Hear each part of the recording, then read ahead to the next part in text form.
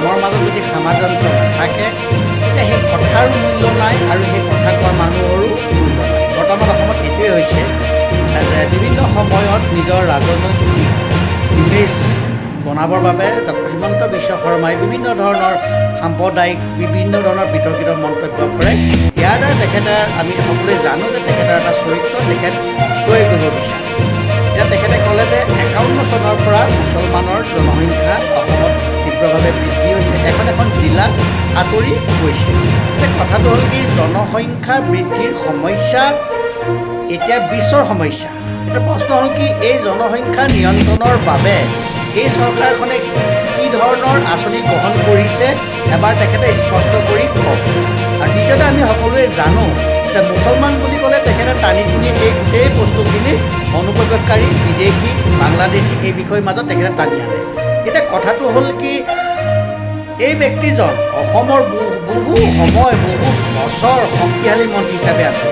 কংগ্ৰেছৰ দিনতো এই ব্যক্তিজন বৰ শক্তিশালী মন্ত্ৰী আছিল।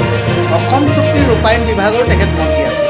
তেখেতে অসম চুক্তি ৰূপায়ণ বিভাগৰ মন্ত্ৰী থাকোঁতে কি ধৰণৰ ব্যৱস্থা গ্ৰহণ কৰিলে? সীমান্তৰ কাটাতাৰ দিয়া ব্যৱস্থা তেখেতে কৰিলে নেকি? কিবা চিনাক্তকৰণ কৰিলে নেকি? দ্বিতীয়তে প্ৰশ্ন হ'ল কি, তেখেতসকলৰ দিনত এই বিজেপিৰ ডাবল ইঞ্জিন থকা চৰকাৰ থকা দিনতেই এন আৰ চি কাম সম্পূৰ্ণ হৈছিলে। প্ৰশ্ন হ'ল কি, এন আৰ চিত কিমানজন বিদেশীৰ চিনাক্তকৰণ ডক্টৰ হিমন্ত বিশ্ব শৰ্মাই হওক বা বিজেপি চৰকাৰে কৰিলে? এতিয়া কথাটো হ'ল কি, তেখেতে আৰু এটা কথা ক'লে যে প্ৰতিদিনেই তেখেতে অসমত অনুপ্ৰৱেশকাৰীক চিনাক্তকৰণ কৰে আৰু বহিষ্কৰণ কৰে।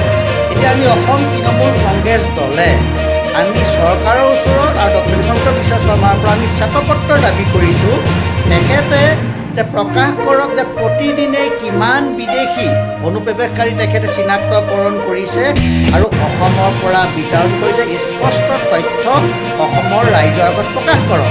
কাৰণ নহ'লে এজন জনপ্ৰতিনিধি হৈ বিভিন্ন সময়ত এই ধৰণৰ বিতৰ্কিত মন্তব্য কৰি মানুহৰ মাজত যি সন্দেহ ভয়ৰ সৃষ্টি কৰে, এইখন কিন্তু এখন সমাজৰ বাবে, এখন সংঘবদ্ধ সমাজৰ বাবে কিন্তু বৰ সুস্থদায়ক নহয়।